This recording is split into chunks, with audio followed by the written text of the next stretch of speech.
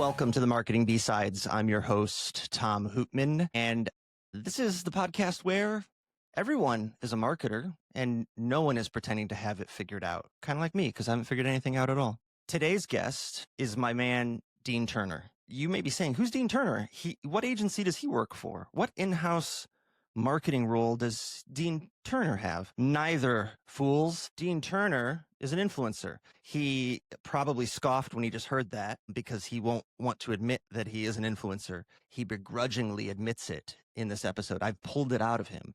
Dean Turner is someone I met, goodness, a little over a year ago. Dean is a personal trainer in the fitness space. He helps people create the best body they've ever had, I think is kind of his tagline. I butchered it, Dean. I apologize. Dean is also my personal trainer, who I hired about a year ago, and he's been remarkable to work with. In honor of Dean and my relationship with him, for those of you watching this on YouTube, I'm wearing a shirt that might be just a tiny bit tight to show off all the gains with a Z. You're welcome, Dean. I'm a living testimony to his work, my work. Fuck you, Dean. Dean's awesome. He has been in the space for a long, long time. He's done personal training on site at gyms. And then he made this successful transition into remote personal training that always fascinated me. And when I would tell people about it and tell people about him, when they would ask, people always ask, like, your trainer they're not with you? Like, how does this work? And then I always go into this thing where I'm like, there's two spreadsheets. We check in twice a week. He monitors everything and check in once a month with pics. And then we catch up when needed for a call. He really found a following on Twitter. I think he's near 40,000 followers. So we might call him a micro or mid-tier influencer at this point. But the way he's growing, I wouldn't be surprised to see those numbers continue to move up and to the right. I'm excited for this conversation. A lot of great stories about some of the most amazing clients, the strangest experiences he's had, what it's like to be an influencer and be tied to your phone all day long on Twitter and promoting products, not getting paid, really protecting your own personal brand. So at that, let's get started and let's get to work. Dean Turner, everyone. Kathleen and Sound. We've been talking about a podcast since March, and it's really easy to like, what are we going to name it? What are we going to do? What's the format? I have a designer who's working on the branding, and you're like, it's really easy to want to have all of that. Just like when I started the business, I kept setting these like little checkpoints of like, well, when the website's done, when we get 2 clients, I'll announce it when we get to here. And finally you realize you're just making that shit up 100%. just because you're scared. You can pivot. Amazon was a bookstore. Yeah, exactly. Like, that's the number one thing you need to remind yourself. Like, if you just focus on, it's like the Warren Buffett circle of competence. You just focus on like one thing at a time, put it out there, and then you can always just shift. You can always pivot. You can always change. You don't need to be married to anything. Yeah, especially at the onset, because no one's watching or listening. Like we were just talking about at the gym, like no one's paying attention. That's the beauty. That's when you can make all the mistakes, and you truly learn by doing. And that's like everything. I had this weird bug in my head where, because I come from marketing and everyone I know is a marketer, and I'm fortunate to have a really wide network. I know how marketers judge. So I was like really in my head about like, it's got to be fucking perfect because they're going to roast me. They're going to roast me behind my back. And then I realized, it's behind my back. It doesn't matter. It doesn't matter. I feel like if you have the right mindset, like a good roasting kind of goes a long way. It does. Right? Like it fucking does. It does. A little bit of you should want to be roasted on things that you deserve to be fucking roasted on. Like, so many people just want to be coddled and want to be told like, oh, you're doing the right thing. And it's like, I actually think one of the notes I kind of wrote down here was something that people value is like just being fucking honest with them. Like, if it's a person who actually is interested in growing, is actually interested in improving whatever it is that they're doing, like if somebody is fucking like knows more than you about a topic and they're honest with you, like that's one of the most valuable things that you can get. What about you? When you started your business, you have a really nice site, right? Yeah. So like I followed you on Twitter. I refuse to call it X. I follow you on Twitter, and then I eventually hopped over to your site, and I was like, damn, this is a pretty sharp site. Like kind of like the conversion path for me that we talk about was like, well, this is like, he's got his shit together. Mm-hmm. Did you do the site first? And how did you get clients at first?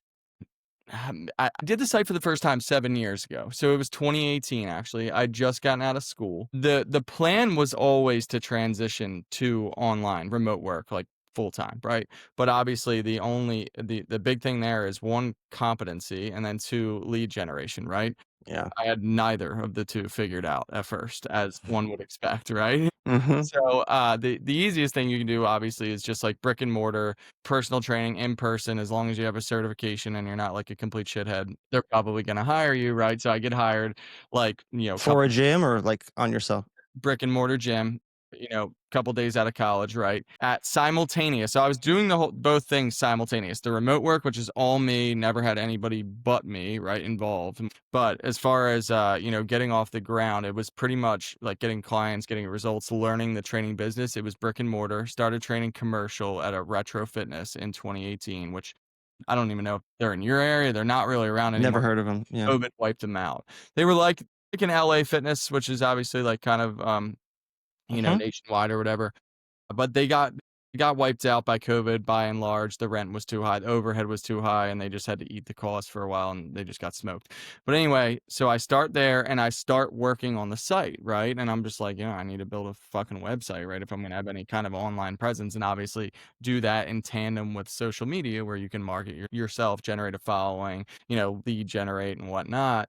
So I build this site and I don't even remember what the original like iteration looked like, but it wasn't. I think I was trying to do too much. I was using Weebly on the back end, which is what I still use. And the site was like live, and I might have had some articles on it and stuff, and I might have had like some Content. Gotta have content for yeah, I had some SEO. Yep. yeah, I had some content. I might have had some details about, like, training or whatever, and, like, how you could get signed up with me, and it definitely was not, like you talked about a clear path in terms of, like, getting to the point where, like, you're actually gonna get on a call, make a sale, and stuff like that. It was definitely not fucking optimized for that because I knew fuck all about, like, business, human psychology, how people operate, why people buy. I was basically my big problem early on was I was so focused on what I wanted to do, and I just lacked focus on what other people wanted Mm. from me. You know what I mean? And like that's all business is about is like you're solving an issue. You're making someone else's life better. Like that's Yeah. the broad overarching theme. Like how can you make someone else's life better? That you either through a product or through a service, and that's why they're gonna fucking pay you. So the site goes live, whatever, and like very little traction. And I was pushing social media, not Twitter at all, right? I was pushing like Instagram because that was the big thing at the time, which Mhm. obviously it's still huge. But a super, super like red water, it could be referred to as. There's a lot of sharks swimming there, Mhm. right? Red water, blue ocean. Yeah. Yep. Yep, exactly. So you wanna obviously exist in, like, a blue water where there's not as many sharks and there's a lot of fucking fish to catch, right? So, I push Instagram, gain very little traction kinda over the years, pick up an online client here, pick up an online client there, mostly through, word of mouth more than anything. I had, like, some old in-person clients who moved away who eventually became online clients and stuff. Those were kind of like my test dummies almost, right? Like, my Yeah. original online clients, obviously I charged them much less, but thank God for them because they were the ones we talked about the podcast, right? They were the ones I made kind of all the mistakes on, right? They You were the have ones to. who helped me refine my process and understand how to actually go about this in a way that's conducive to success for the client, right? Mhm. So fast forward, to 2022, right? So now I've been in the business for like 4 years, mostly in person, online, little bit of traction, more than it was, learned a lot, right? But still not any legit lead gen source, right? And I think the site I'd taken down at this point, right? I think it was like, I don't even think it was active. I think I was just like, fuck this. Like, it's not even doing anything. Why even pay them monthly, whatever it was, right? Mhm. And in 2022, I was like, okay, like I need to make something simple. And I was, listening to a lot of podcasts at the time, consuming a lot of content on like how you can generate a following online, all that stuff. And you have all these gurus out there that say more or less the same thing, but actually putting it to plans, putting it into practice is different. So I was like, I just need to come up with like a simple offering and I need to focus on what the individual wants from me, not what I want to lecture to them, right? So I go on. I started the Twitter in like 2021. And it wasn't really doing much, but it started to pick up a little bit of steam. And in summer 2022, I got this idea. I was like, you know what? I'm gonna offer free group programming, Mm. right? Because it's obviously a really good thing to have like monthly recurring revenue or whatever. And the goal was to offer that. Well, the saying is never charge for something you once gave out for free, Mhm. but The thing is you can if you vastly upgrade, like, the experience or whatever, right? So my goal was start this group with programming on my site, that's kinda the content that's gonna be on the site, and then eventually take a platform where it can be, more it can have, like, exercise selection, as far as videos go, it can have all the instructions listed. It was gonna be bare bones, and then I was gonna upgrade it once I got a following on that. Which I was gonna generate through social media. And basically, that's what I kind of effectively did. I started to get some questions on Twitter from people, started to use the QT feature, the quote tweet feature to Mhm. answer it, right? And somebody like gave me a shout out at one point. I was at 200 followers on September 8th of 2022, right? And I had a few online clients at the time. I was training primarily in person at the time. I had a lot of in-person clients at the time. I was working like 30, 35, maybe even close to 40 hours a week of in-person clients at the time, which is a lot for an That's a in-person. lot because you're on, right? It's like You're sales, like, on, you have to right? be on. You're next to Mhm. them. 100%. It's way different, and I'm not saying the desk job's easy, that has No, its yeah, I mean, own it's struggle. yeah, I've had a boss who was like, "Hey," like, he wanted us to have, like, 7, 8 calls a day, and it's like, Mhm. "No, a call is, like, the lights come up and you're on." It's taxing. 40 hour not all 40 hours are created equal, right? Mhm. So, anyway, I start to answer questions, it starts to, like, snowball, and I was like, I really might have something here." I spent almost the entire summer building the website, and I built the website myself. I don't even know if I watched a fucking tutorial video. I literally That's was probably why it on took you a summer. Yeah, I was literally on Weebly, dragging and dropping, and the thing is, I could have built the website in a matter of days, right? Not even days, right? Mhm. Probably hours, but you talked about the path that you took to become a client of mine.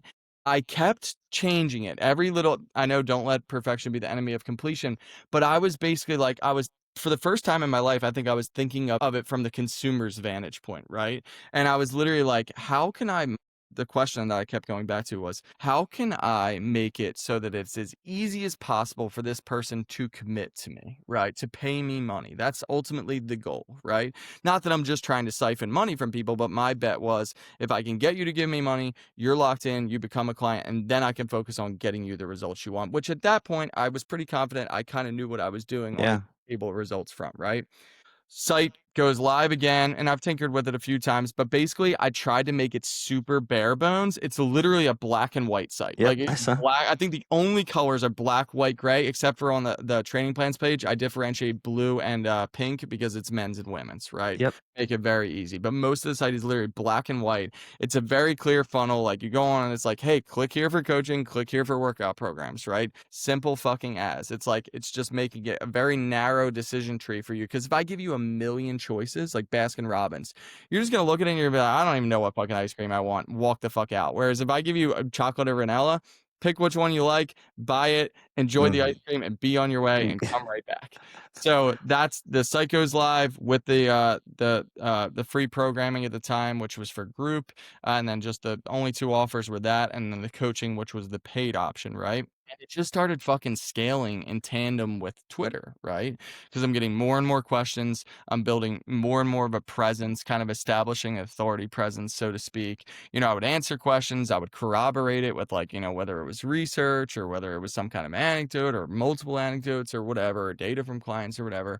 And it literally just kind of fucking snowballed from there. And now I just go on there and do more or less the same thing with a hint of like, shitting on people for this. I just kind of pick a topic of the day, run with it, see if it's got traction. If not, pivot to something else. And Well, it's you do a good way of that's a good way you did it with me.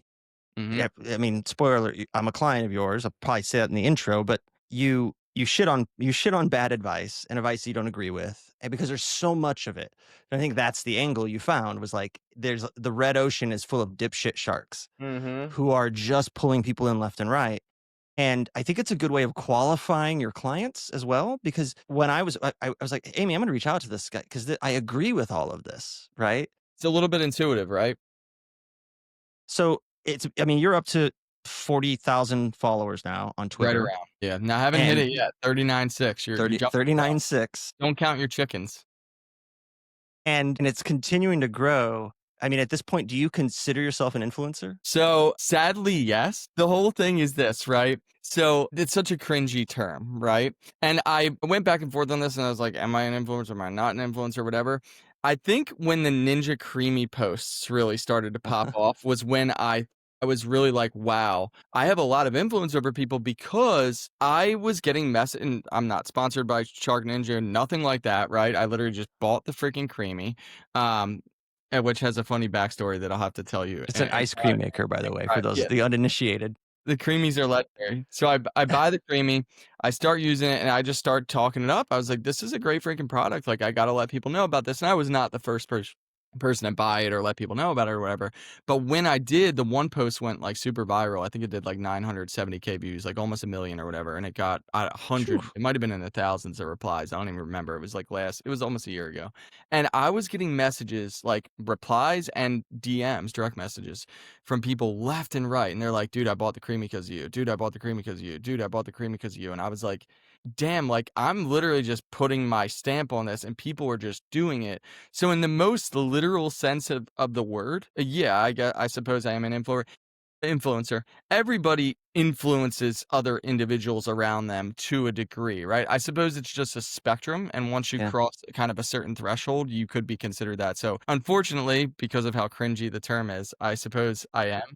Well, have you been approached by brands to, like, want you to Yeah, I get hit up, like, all the time. Like, you should if I open my DMs and just scrolled, like, I think I could scroll for maybe 24 straight hours. Just people everybody sees you as, like, a dollar sign for them, Mhm. right? And they're just like, "How can I take this guy and make money off him?" And there are plenty of, like, mutually beneficial, exchanges in business that are good for the people that are doing the selling and good for the people that are doing the purchasing. But a lot of people just wanna fucking siphon. So, yeah, I get hit up by, like, people with brands and protein companies and creatine and stuff like that. People have sent me stuff to trial, and then they're like, and I've done it, and then they're like, "Can you put your stamp on this?" And I've been very, very hesitant to align myself with any sort of like company or whatever, because Yeah, once you do it, man, like, you're kind of tied to them in some way. And and one of the big things with my line of work is, like, your brand, your reputation is always on the line. So you got to be really careful with how you. constantly.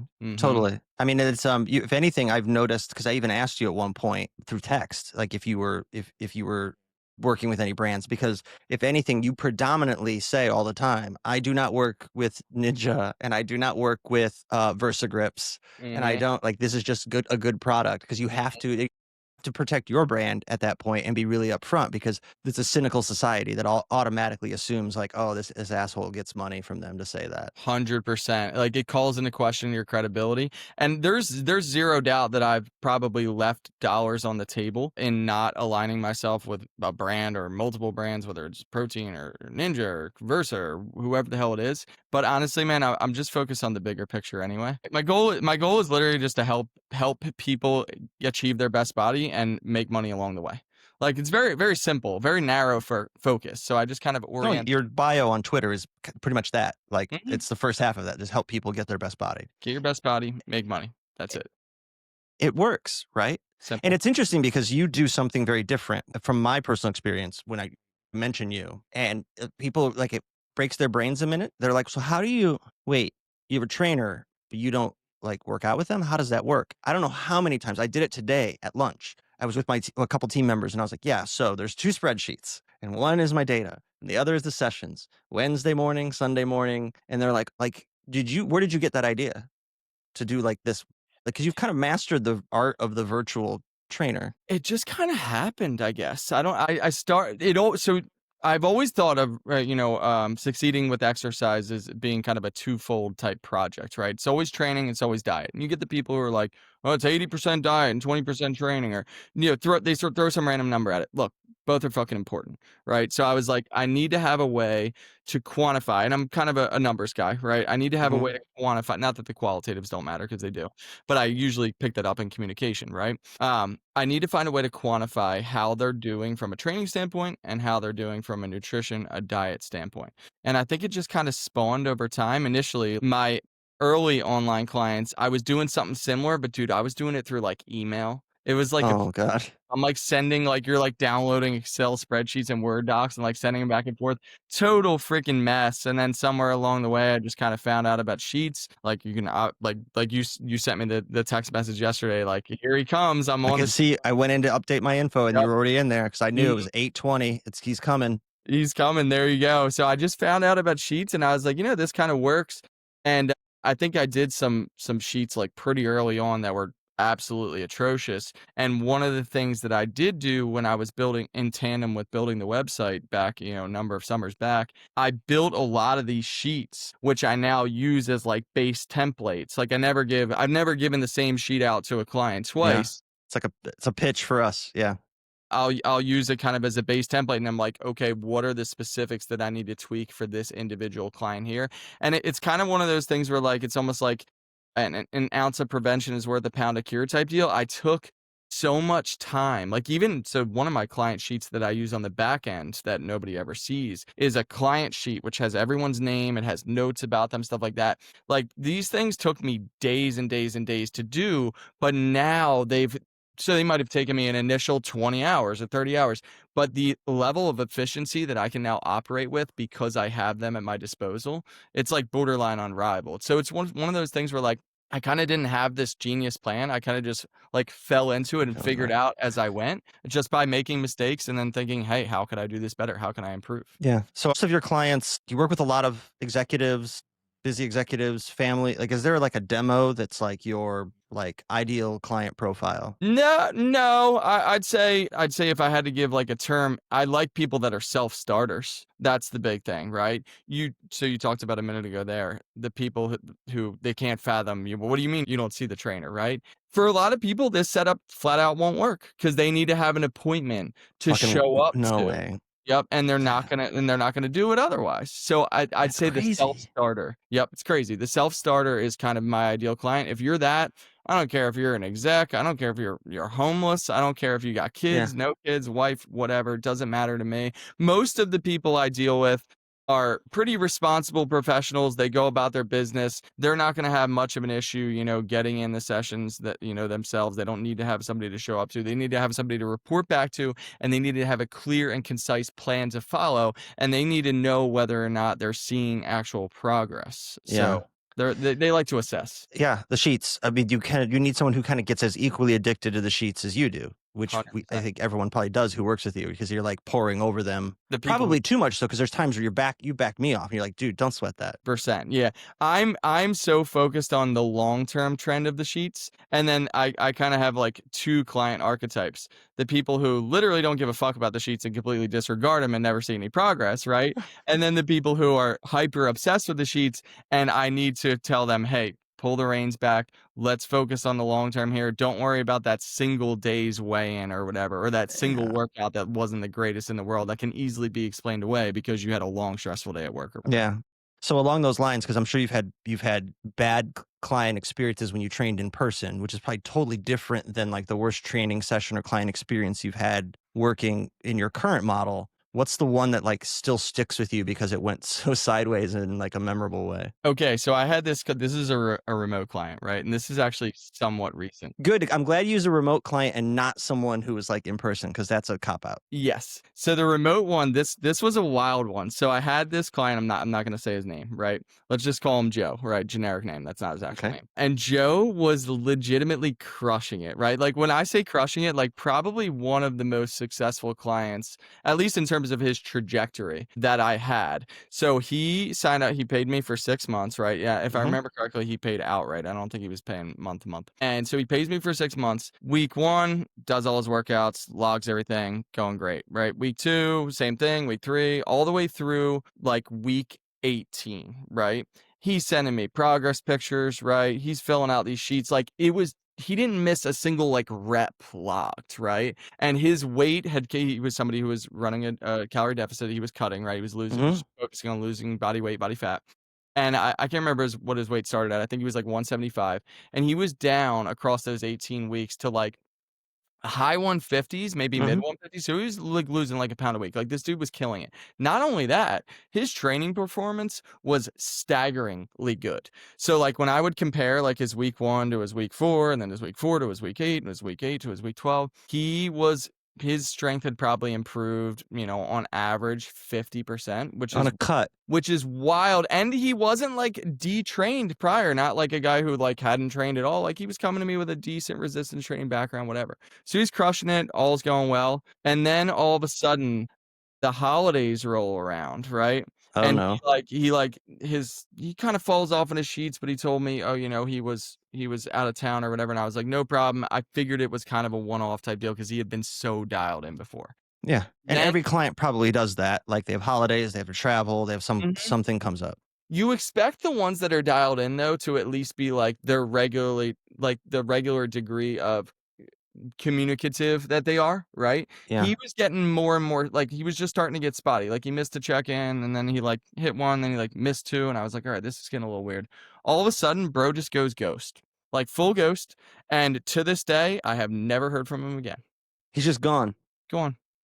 Go on. I let me tell you, this is how wild I was looking up his obituary. So, I that's was what like, I "Did y this dude die?" Like, legitimately, I'm not even trying to be funny or joke. I no, never heard from him. I was stunned, and I could see if he was, like, at the end of the 6 months and he's like, "Hey," he didn't wanna re-up or whatever. He didn't wanna pay the money I again or got this. which is fine, which is totally fine, like, I'm not gonna like, no hard feelings. We weren't even at that point. We were, like I think we got to the 20-week mark, so even if he didn't wanna re-up at that point, he didn't wanna have that conversation, like, face it or whatever, but he wasn't even at that point, so I'm just like, "Why did this dude just go?" It was just bizarre.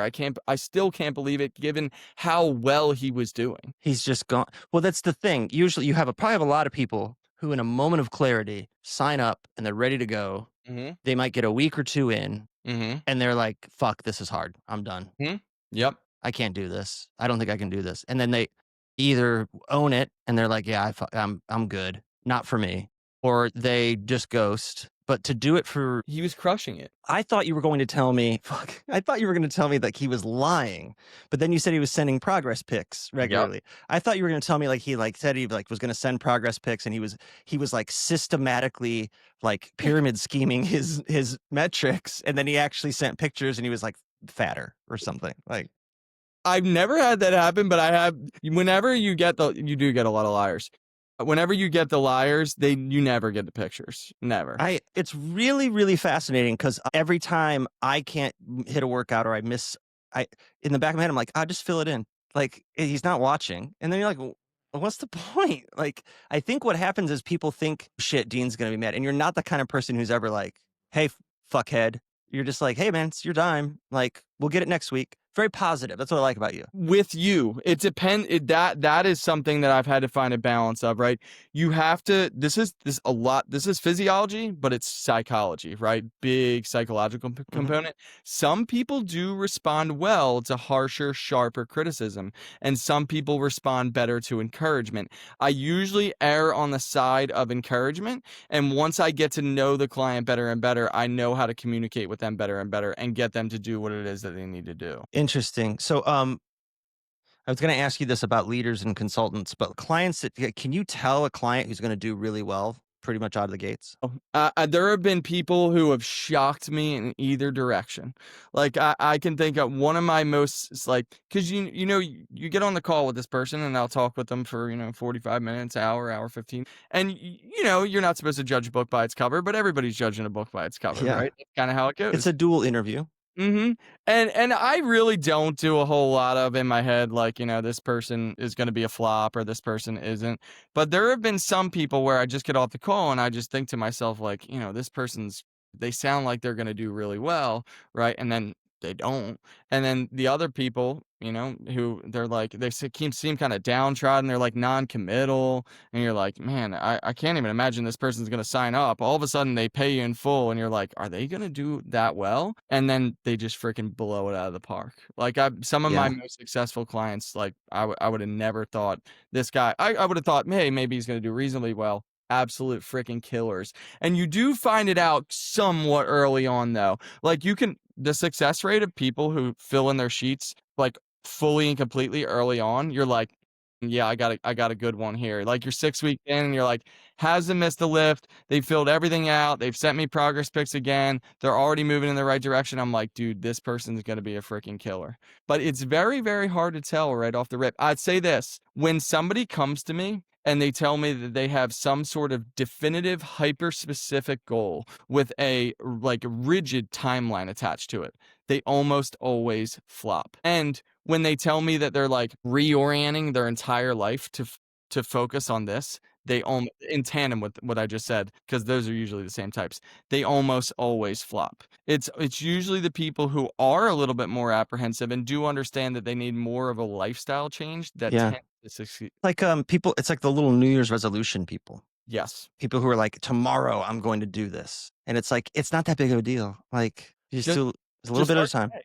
Yeah, just win one day at a time. Yeah. Yep, 100%. The people that are so focused on this hyper specific goal and not focused on, "Hey, just win every hour and win every day, win every week as it comes." Yeah. Like, those types of people who are focused on win every hour, win every day, win every week, they do really, really well, and the people who are like, "I need to lose 30 pounds in 76 days, and if I don't do it, I'm a complete flop." Like, 7 days in, you don't even hear from them anymore, it's crazy. Along those lines, so like finding you was kind of like luck of the draw, like Plinko. Or I think before I reached out to you, I was really looking at trainers on Instagram, like you said, which is hilarious. And there are so many. The number one, so many. And then I see you interact with other trainers on Twitter, and it's interesting because you could tell you've got your list of people. You're like, this person's legit. With no shortage of coaches and consultants out there, how can clients tell the difference between the noise and someone who's the real deal? I feel like the number one way, and this probably isn't super fair to new entrants, but it's kind of just the way the cookie crumbles, is just the results that they've gotten for themselves and other people, right? I mean, if you're going to be a trainer online, you better have at least gotten yourself results, right? You better yourself at least look good, right? Like Yeah. this is the number one field where your body is your business card, right?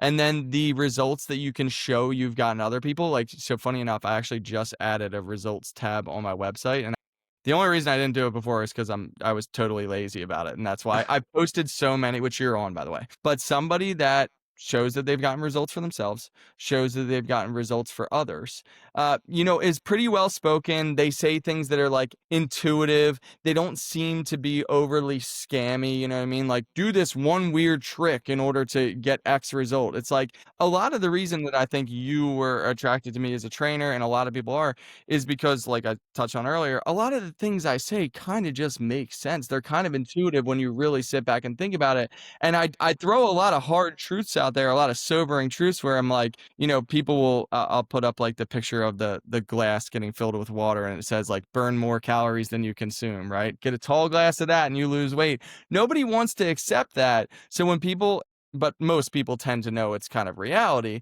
So when people just see me throwing out like the truth again and again and again and again, and my messaging is very It's consistent and it does, consistent. Yeah. yep, very consistent. And you know what else? I don't know if you've kind of noticed this. I don't really advertise my coaching services or any of my Mm-mm, paid services or products mm-mm, or whatever you want to call it at all. mm-mm. Because so many people on there do, and I kind of do hate the term grifter. It's almost like grifter was a good term, and now it's become like, now they just call everybody a grifter, right? Mhm. Like, just because you do advertise something doesn't make you a grifter, right? If you could post like the best deal in the world nowadays, and people will be like, "Oh, grifter," right? Everybody's Yeah. just I mean, that's, right. yeah. I don't do it because I do think it's kind of a slippery slope, but I think the person who is like, who does too much advertising, they're somebody who you might kind of want to steer away from. Well, I mean, you said you posted something just the other day where you retweeted. There's a ton of these everywhere, especially on Instagram, where it's a graphic of these 10 exercises to reduce belly fat. They're Mm-hmm. all the same, right? Like the little illustrations. And you just retweeted it with calories in, calories Yep. out. Yep. Do this one simple trick.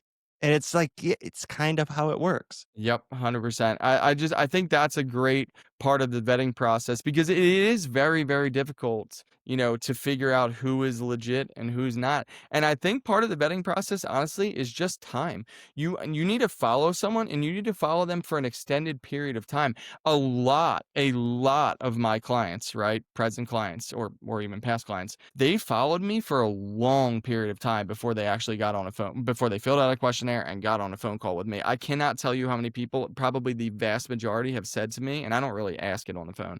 They'll just volunteer the information. They're like, "Yeah, I've been following you for," and they'll be like 18 months, 15 months, 2 years, or whatever the case may be. And they usually aren't as specific as 15 months, but Yeah. you get the point. They tell me they've been following me for a while. I'm always a little bit surprised by the person who's like, "Yeah, I started following you last week and you seem cool." And then they get off the phone and they're like, "Oh, here's all the money." And I'm like, damn, like, I'm confident in my abilities. I know you see the results and stuff, but, like, I feel like you should have let me establish a little bit more rapport. Yeah, well, in those instances, what they've probably done, my guess is they started following you last week and they started following you, and then they've probably scrolled through years and years of your content. They could have. Yeah, they definitely could have, which is another way to bet for sure. But I Um, feel like it's different when I'm in your face every day. Cause so my big thing is like this phone right here, right? The most valuable piece of real estate was formerly like, the corner in some corner in Manhattan, right? Now the most valuable piece of real estate is literally just being on someone's phone screen, right? Because their freaking credit cards right next to them. They're sitting on their couch. They are ready to fire off that money to you. So as many times as I can get, and the Twitter algorithm has to help me out with that, right? And I have to help myself out by putting out content that's like yeah. useful or engaging or whatever. As many times as I can just get in front of you, right, and show you, hey, I am the person who I say I am, is just that's kind of my bread and butter there, and that's kind of been my ethos. Like, how many times can I show you? How many times can I demonstrate value to you on that very, very valuable piece of real estate, How, your phone?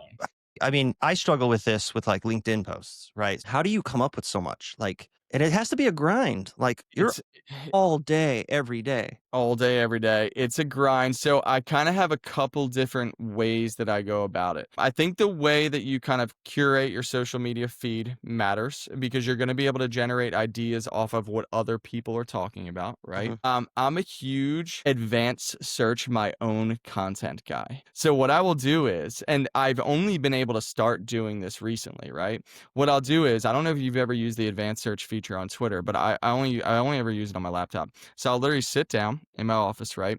Which is at my house. And I will go on the advanced search and I'll type in D&T training, which is my app. And then you can set the time frame. And I'll set the time frame for like a 3-month stretch and like January 1st of 2024 to April 1st of 2024. And then it'll start with the most recent ones, so the April 1st ones. And it will just pretty much list off your tweets. It'll literally just come up with your feed for that time frame. And I'll go through it and I'll literally just springboard ideas off of things that I haven't maybe thought about in the last 15 months or whatever, because Mm, I've been talking about something different.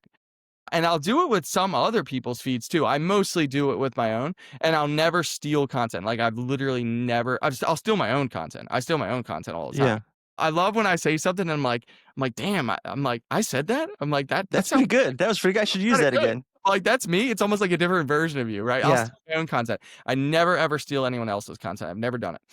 But I'll take something they posted about, and I'll be Uh-huh. like, "Yeah, that's an interesting topic," and then I'll just think something up and just fire it out there. So that's the way I do it.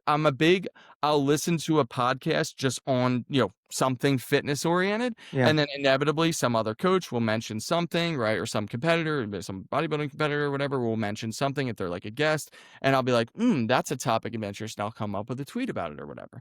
And then a lot of the time, what helps me is when people reply and ask me questions, right? Because again, I've kind of established myself as quote unquote like an authority presence. People will reply, they'll ask me questions, and then I'll be able to use their questions as quote tweets, and then I'll get replies on that. It's kind of like a snowball.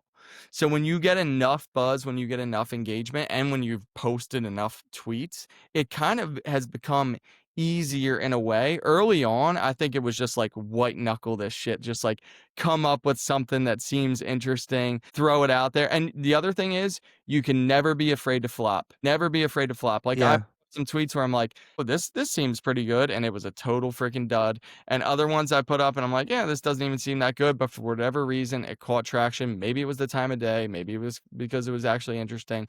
And it's a volume. Have you ever heard of the clay pots experiment? No. What is this? There was a teacher who basically, he had 30 students or whatever, and he split his class in two. And he said, "You 15 are going to make as many clay pots as you can possibly make at the end of the semester."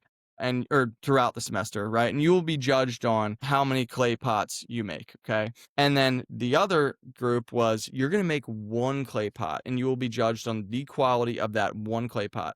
And not only did the group that made the most clay pots make more clay pots, obviously, because that was their objective. They made the best clay pots by a mile because they made Made so so many, many. they refined their process. So it was kind of a volume game.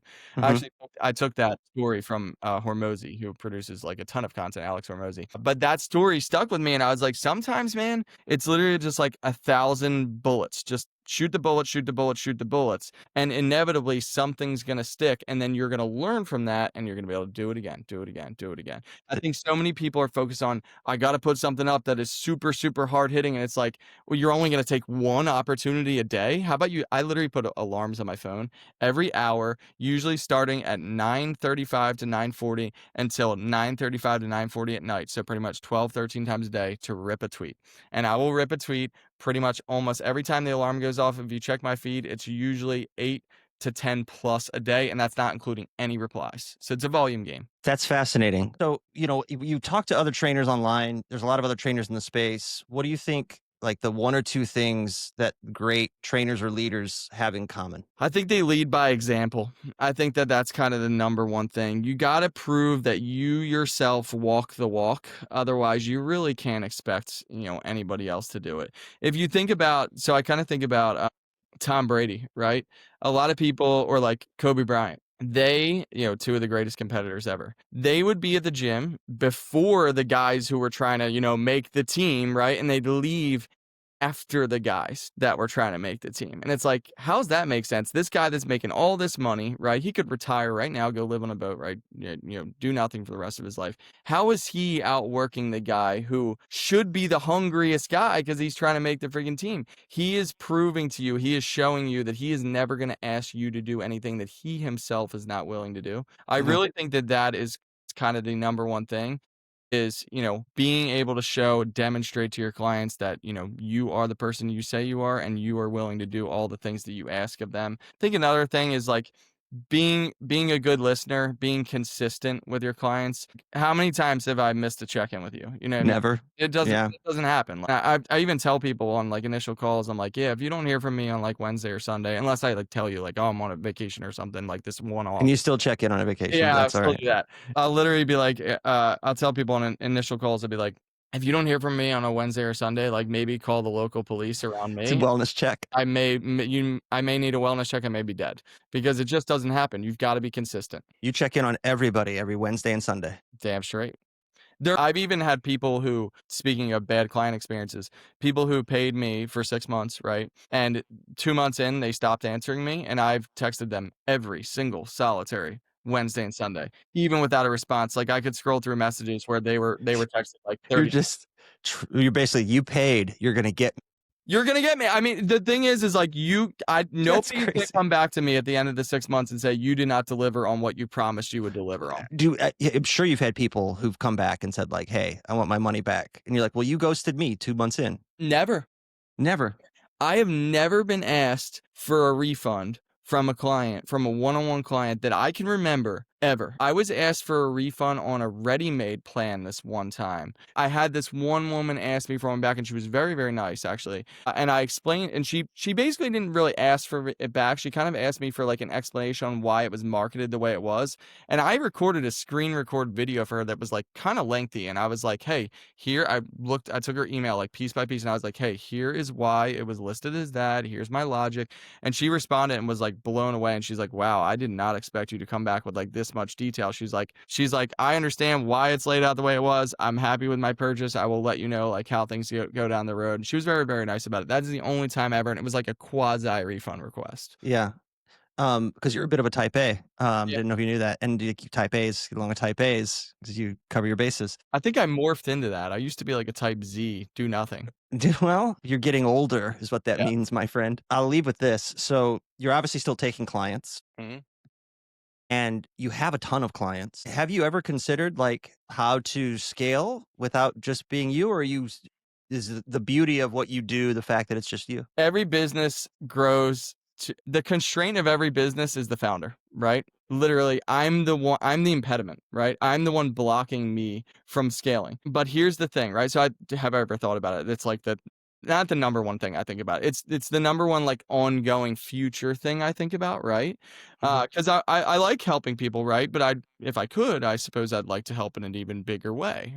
But I'm really, really good at what I do, or at least I kinda think so. I Yeah. can be better. I have more to learn. Absolutely. I think I will continue to be better and improve going forward, right?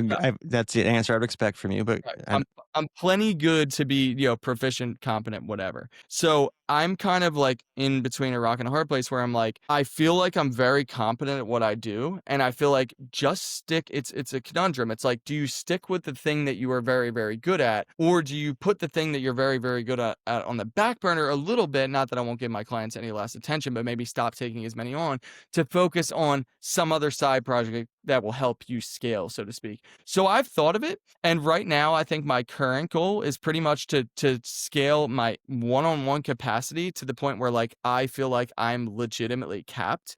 And people have asked me, people are like, "How many clients do you have?" And speaking of that back-end spreadsheet, I could tell you the exact number if I was good at updating the actual numbers tab. My client base is like in the mid 60s right now or something like that, which is a lot of fucking people, right? And I keep thinking to myself, and I had people ask me on calls, "How many do you think you could take on?" The number's gotta be in the triple digits, right? Mhm. So I'm pretty much just gonna probably just go to that point Just keep going. and then maybe figure it out from there. I have scaled in a way because like the ready-made plans are scaled through leverage through code, right? Because every time I wrote the ready-made plans one time, every time someone buys one, it costs me zero minutes of my time, right? Obviously, when I take on another individual client, it takes me more of my time, so I'm bound by time constraints there to some extent. But I think this scale is going to be like the ready-made plans selling in a higher capacity. I think eventually, if I want to scale like the one-on-one coaching, I probably do have to hire another individual. And I have actually a person or two in mind, but I want to just get to the point where I feel it's an absolute necessity because again, we talked about earlier, this is all about your brand, your reputation. When you put someone else on there, if they fuck someone up or they do something, you got to be able to explain that. Yeah, you own that. Yep, That's you.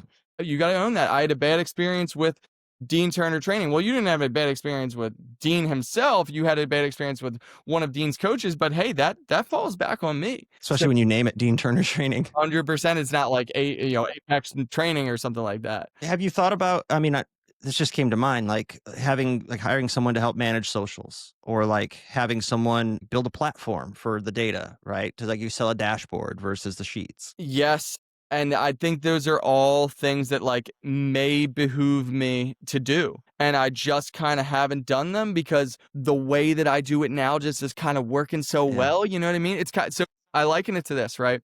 There's this restaurant, you've definitely seen me post the food before, like, do you know the chicken parm that I post all the time? Yeah. All the time. Is this, I was gonna say the Italian place, right? Yeah. Yeah. So I go there with my mom, right? Me and my mom go, and me and my mom, obviously, I don't live with my mom anymore. I'm not in my mom's basement. 1 hour and a half a week, we link up Italian place, right? And here's the thing I love about this Italian place. It is like an 8, let's call it an 8 out of 10. Okay. I go to it every week because I know it's going to be an 8 out of 10, right? It's got good food. It's got good portions. It's got Comes out fast. It's Yep, hot. They yep, don't. server's really nice, love them. Right?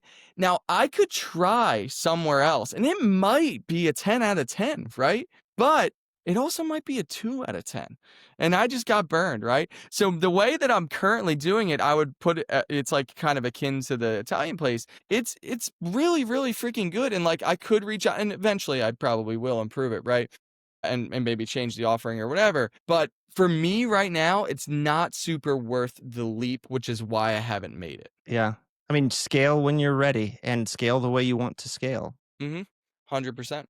Yeah, and I think that it's also you've kind of done things in a different way, and you talked in your journey about how you kind of blew up out of nowhere and the Ninja Creamy thing, and how that like you it's all serendipitous, but you created that serendipity by putting yourself out there, right? The clay pots analogy of like just making so many clay pots and you've gotten good at it. Like that's one of those things where you don't rush it. Like if you're in the 60s and you think you can get in the triple digits, you've got time, right? And it's one of those things like if it's not a headache, don't rush it, like you've figured out a formula that works for you right now because so many entrepreneurs, so many people start a business immediately want to get way ahead of themselves and they outgrow themselves and then it falls off and they don't deliver the experience, the reputation is damaged and it's like, well, I should have stayed where I was. 100%. It's a balance between trying to find scale and then sticking with what you know you're good at and what you know you can consistently deliver. It Yeah, really is a balance. I like that. That's a good place to wrap it up. Dean, thank you very much for your time. Thank you for everything. Absolutely, sir. It was a pleasure to be on here. I appreciate you. Take care, brother. I'll see you. I'll talk to you in Sunday. Oh, yes, you absolutely will, if not before. Awesome. Thanks, man. Yes, sir, brother.